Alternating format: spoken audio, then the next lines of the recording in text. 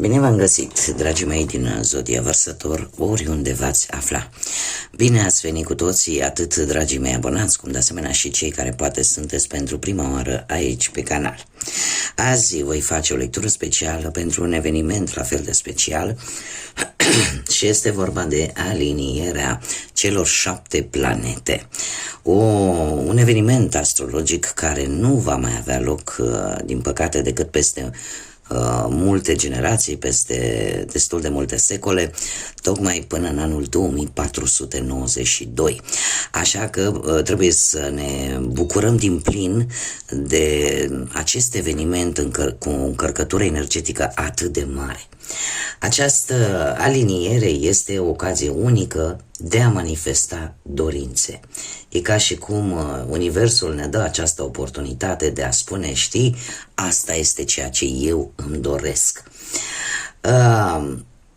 E oarecum o invitație din partea Universului de a reflexiona mult mai bine la ce trebuie să lăsăm în urmă și în felul ăsta să ne gândim mai bine ceea ce nu ne mai servește, ceea ce nu ne mai este de folos și în acest fel să ne deschidem către noi posibilități. De asemenea, se pare că, poate mulți dintre voi v-ați dat seama că Universul are o multitudine de forme prin care să ne arate semne, iar această paradă planetară este unul din acestea, este ca o aducere aminte că mereu e loc de mai bine, că mereu e loc de creștere, că putem visa, putem avea curajul să visăm la lucruri mari, la lucruri mărețe.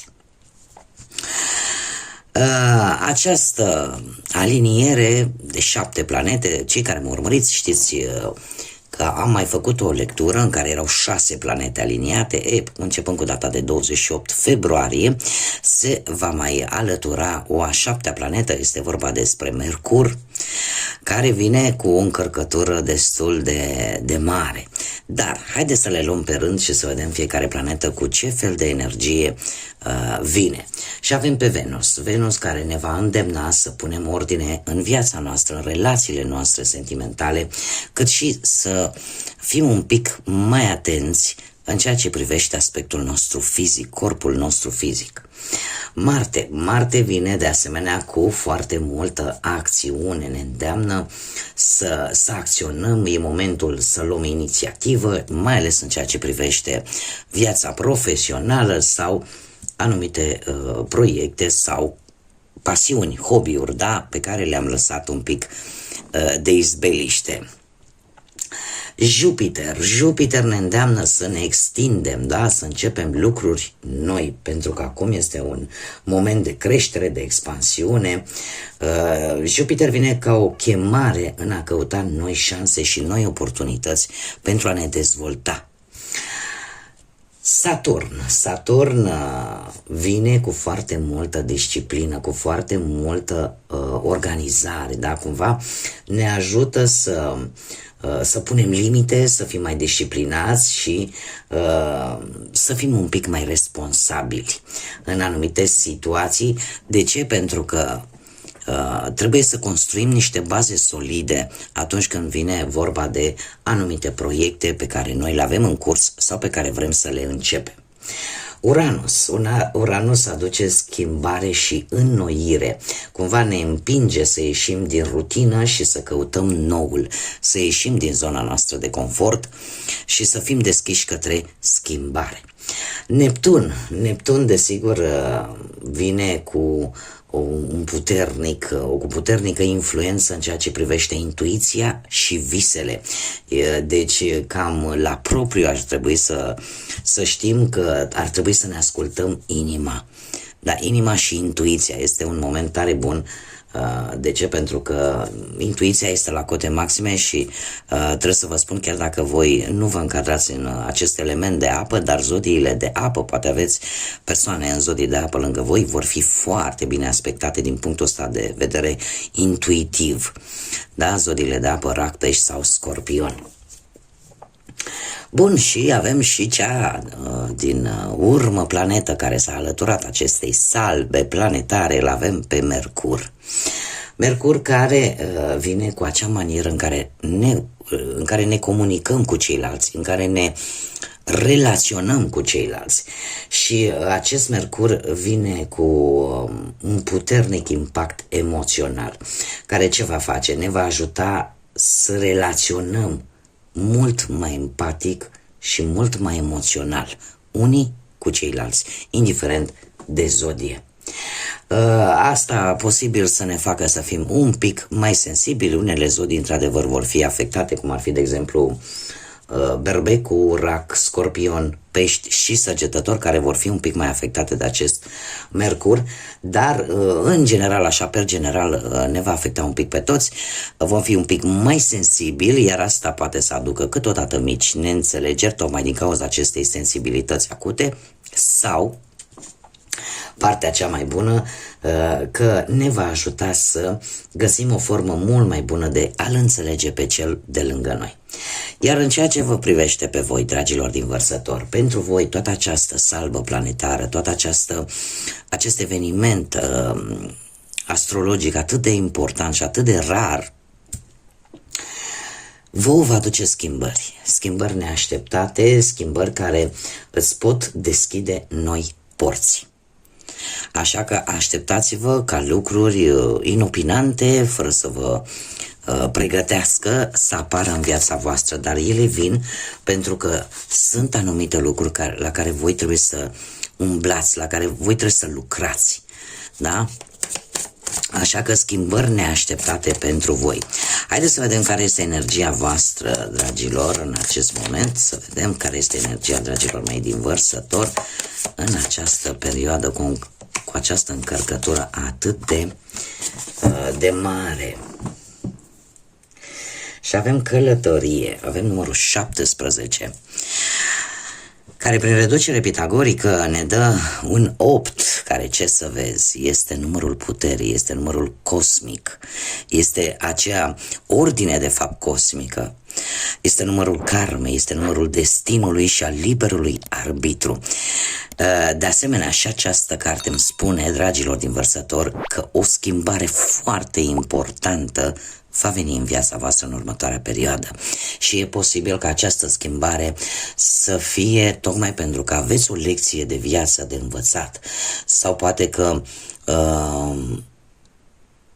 unii dintre voi aveți o anumită temere pe care trebuie să o treceți, pe care trebuie să o învingeți.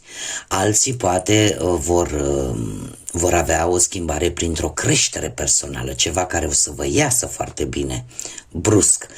Alții devin poate mai înțelepți, da? Sau poate ceva dificil sau o lungă așteptare cumva se cam termină. Da? Așa că, dar per general e vorba de lecții de viață, e vorba de a reuși în același timp, da? De ambiție și, cum am mai spus, de acea ordine cosmică. Ce ne spune cartea în sine? Este un oracol al zânelor și îmi spune în felul următor: este timpul să te pregătești pentru o călătorie. E posibil să nu fii pregătit pentru acest lucru, dar în orice caz trebuie să fii sigur că trebuie să te pregătești pentru timpurile care vor veni. Așa că ia-ți chiar acum pașaportul. Cu alte cuvinte, putem vorbi la modul propriu, chiar să vă pregătiți de o călătorie și să vă pregătiți pașapoartele, sau pur și simplu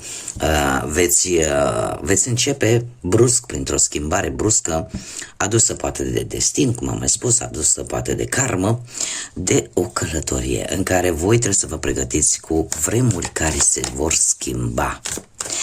Și haideți să vedem ce ne spune tarotul. De data aceasta voi folosi tarotul Oshozun, un tarot un pic diferit față de cel cu care v-am obișnuit până acum, cu simbolismul lui Rider White. Așa că haideți să vedem ce vine pe parte profesională și avem moralitate. Ei, dragii mei dragi, ați avut o perioadă în care unii dintre voi pe plan profesional ori ați avut un șef mai dur, mai inflexibil, ori poate chiar voi ați fost un pic mai duri, mai inflexibili. Cert este că ori ați reacționat voi un pic mai exagerat, ori, nu știu, ați avut o gândire foarte independentă în ceea ce privește munca și cumva eu spune că ați folosit foarte mult logica și rațiunea.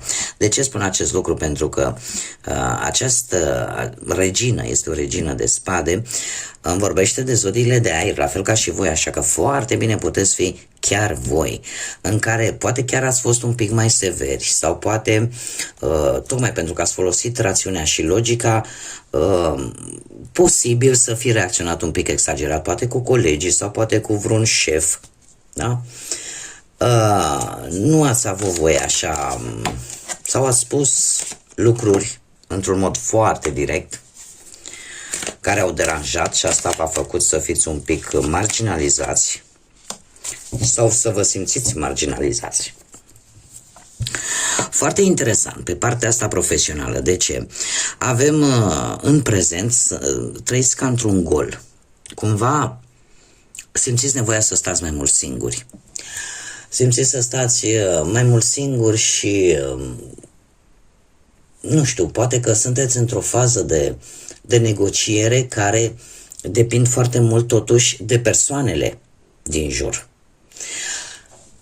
Ce ar mai putea să fie? Să încerci să faci ceea ce este corect și să unii dintre voi sunteți un pic în ceață. De ce? Pentru că vreți să găsiți o soluție vis-a-vis de o situație care e relaționată cu munca. Eu aș mai spune că e vorba totuși de o situație în care chiar dacă vrei să faci totul corect, cumva parcă ceva nu încadrează.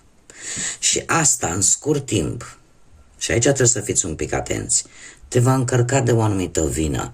Culmea, în ceea ce privește viața ta profesională.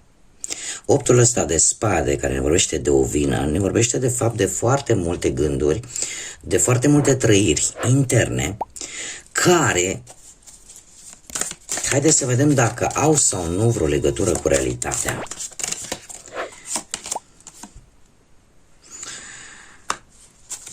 Eu aș spune că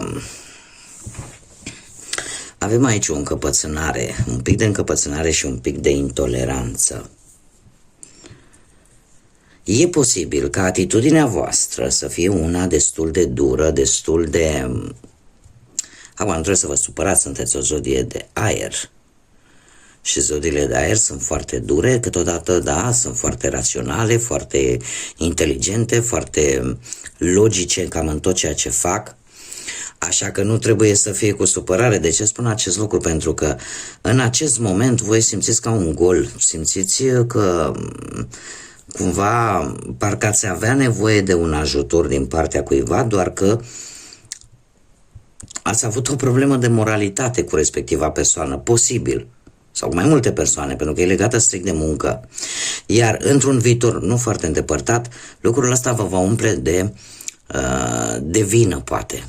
Să vă simțiți oarecum vinovați. Uite, dacă nu făceam cu tare lucru, acum puteam să am un sprijin. Dar șasele ăsta de monede îmi spune că vin îmbunătățiri, da? Dar întotdeauna cu ajutorul altora.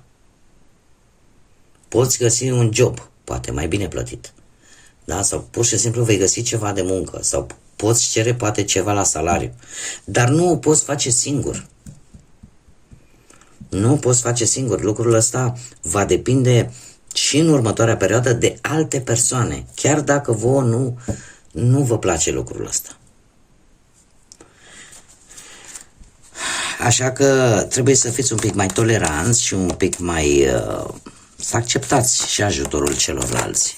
Sunt lucruri pe care nu le putem face singuri. Haideți să vedem, sau nu le putem face mereu singuri. Haideți să vedem pe partea asta financiară ce vine pentru voi, dragilor. Pe partea financiară, pentru dragii mei din Vărsător, avem rebelul sau împăratul.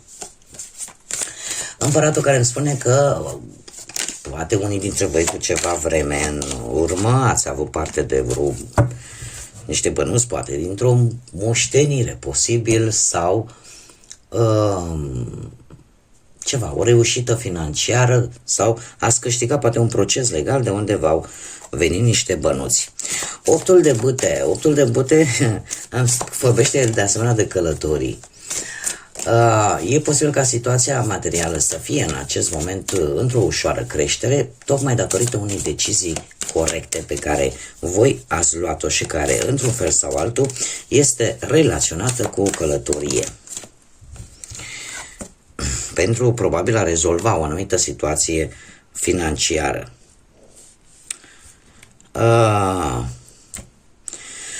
Viitorul apropiat vine cu un 10 de bâte, care vorbește de foarte multe responsabilități.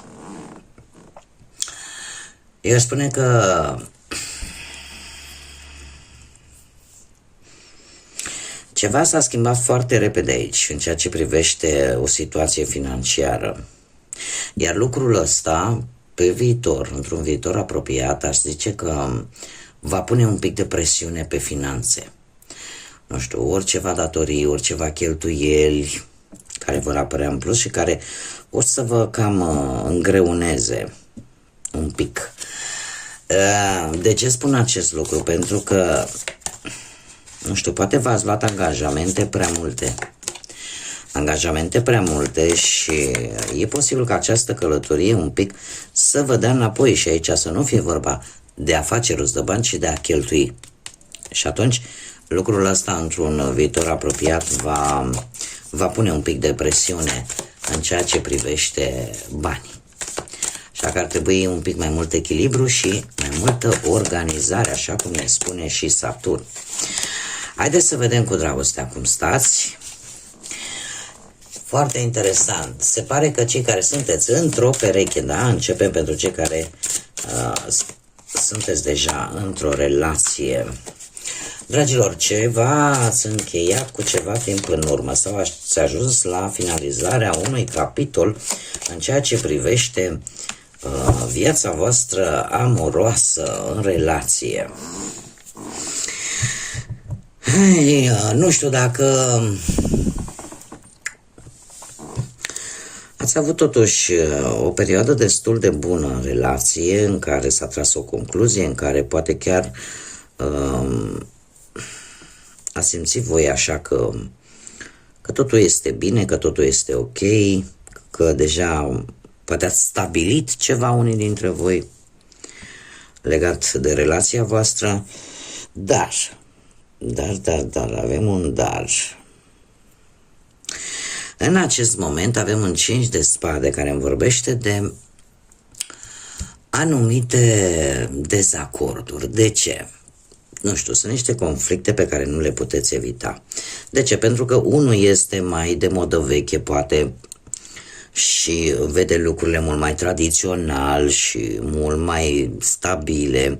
Celălalt, în schimb, este poate prea flexibil și vede lucrurile mult mai superficial sau nu neapărat, vede lucrurile un pic cu mai multă flexibilitate, cu mai multă ușurință și atunci toate aceste comparații aduc inevitabil anumite discuții. Viitorul apropiat vine cu niște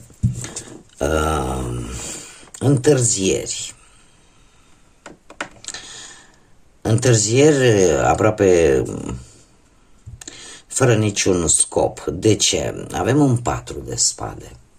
Un 4 de spade care mie îmi spune că există ceva, ori voi, ori perechea voastră, care se tot întârzie, care se tot amână. Oriceva se întâmplă cu voi, oriceva se întâmplă cu perechea voastră și nu se spune. Există ceva intern, există ceva aici care nu se arată și se tot amână mereu, din N motive. Și această carte vine și cu un sfat, și acela că orică sunteți voi, orică este perechea voastră, poate că ar trebui să cumva să spună ceea ce îl doare, ceea ce îl deranjează. Celălalt trebuie să știe. Pentru că aici e un lucru care se tot amână. Mesajul sentimental pentru voi este exact ce vă spuneam, este cineva care sunt anumite elemente în relația voastră care sunt ascunse și care nu se spun. Și de asta și tot amână anumite lucruri. Da, e ca și cum mai spune cineva, poartă o mască. Haideți să vedem pentru cei care sunteți singuri în urma poate au văduviei, din păcate, singuri poate pentru că nu ați reușit să vă găsiți pe cineva până acum, sau poate că v-ați separat sau v-ați divorțat. Da, haideți să vedem. Dragii mei, ați avut o perioadă de înflorire. Ați avut o perioadă în care, nu știu, ați vrut voi cu disperare așa să atrageți atenția cuiva. Ați vrut voi așa să ieșiți un pic în evidență. Nu știu dacă zodiile de pământ vă spun ceva, Taur, Fecioară, Capricorn.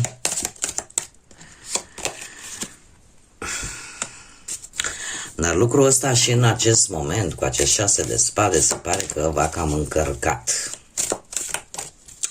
V-a cam încărcat și chiar dacă voi încercați oarecum să, nu știu, să lăsați în urmă și să ziceți, domne, asta e, eu am încercat, n-a mers, merg înainte, totuși toată această încărcătură o luați cu voi. Și cât ați zice voi că lasă, că nu mă mai interesează, asta e decât din gură, pentru că în mintea, în sufletul vostru, cumva, de fapt, luați toată această încărcătură cu voi. Cumva parcă nu puteți să vă desprindeți de respectiva persoană pentru care voi poate că ați luptat să-i atrageți atenția către voi. 6 de spade, în afară de faptul că ne vorbește de acest lucru, ne vorbește și de a căuta iubirea cumva în alte locuri sau cu alte metode. Faptul că avem un 8 de cupe, 8-ul de cupe îmi spune că și în următoarea perioadă se pare că căutarea va continua. De ce? Pentru că trebuie să lăsați în primul și în primul rând toată încărcătura pe care o duceți în spate, probabil de la o relație anterioară sau de la o persoană care pe voi v-a interesat, și tocmai de aceea căutarea va continua mult și bine atâta timp cât voi veți rămâne încărcați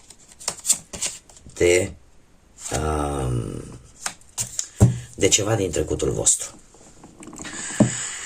Care este mesajul sentimental pentru voi? Se pare că e vorba de o veche dragoste, o veche flacără care cumva s-a reîntors și care va cam da peste cap. Sau care o să vă dea peste cap, de ce nu? Deci este vorba de cineva din trecutul vostru. Haideți să vedem care e mesajul general pentru voi, dragii mei. Nu știu, îmi vine să vă spun, am momente când parcă înșoptește cineva și îmi vine să vă spun în acest moment, nu degeaba un fost poartă această titulatură de fost. Atât am vrut să vă mai spun. Și mesajul general pentru voi, dragilor, este o lună nouă în Săgetător. Concentrează-te în ce este pozitiv. Și faptul că, în afară de faptul că avem o lună nouă, da, care ne vorbește de pozitivitate, faptul că este și în Săgetător, mie asta îmi spune că ar trebui să dați voi atunci când simțiți acea sete de aventură, de cunoaștere, da? Și unii dintre voi, eu aș spune că ori că aveți planete în Săgetător sau ascendent în Săgetător, dar unii dintre voi dă senzația că totul va fi bine, că totul este ok, chiar dacă cumva e doar o senzație, este ceea ce arătați voi în aparență. E posibil mai ales pentru cei care aveți ascendentul în Săgetător. Ce ar fi de spus? Că Săgetătorul, ca și să zicem așa, o calitate generală, este considerat aventurierul zodiacului, da? Pentru că este cel care este curios, care în permanență se mișcă, în permanență vrea să știe, vrea să cunoască, vrea să vadă locuri noi, să încerce lucruri noi. Și faptul că avem o lună nouă în Săgetător pentru voi, dragilor din Vărsător, asta îmi spune că cumva și voi trebuie să împrumutați din caracteristicile acestei zodii, să fiți un pic mai curioși, să fiți mai aventurieri, să fiți deschiși către nou, să fiți deschiși către schimbare până la urmă, pentru că, așa cum v-am spus încă de la început, schimbări neașteptate pot veni și în felul ăsta ți se vor deschide noi uși, noi porți. Bun, dragii mei, aceasta a fost lectura pentru voi. Eu vă mulțumesc ca de obicei pentru atenție și vă mulțumesc desigur și pentru like-uri, pentru comentarii, pentru distribuiri. Le aștept cu mare drag în continuare pentru că încă ne sunt tare mult de folos ca de fiecare dată. Pentru cei care încă nu v-ați abonat, vă invit și vă aștept cu mare drag să o faceți, să ne întâlnim aici împreună pe canal. Iar până data viitoare când ne vom reîntâlni, eu vă doresc ca toată această paradă planetară să vă transmită acea energie de care aveți voi cea mai mare nevoie. Nu ezitați, cereți Universului ceea ce vă lipsește, schimbați lucruri în viața voastră, puneți limite acolo unde trebuie spuse și încercați să vă construiți proiectele și visele voastre pe baze cât mai solide. Așa că până la o nouă lectură, așa cum v-am obișnuit, numai bine vă doresc multă energie pozitivă și desigur să fiți iubiți, dragilor.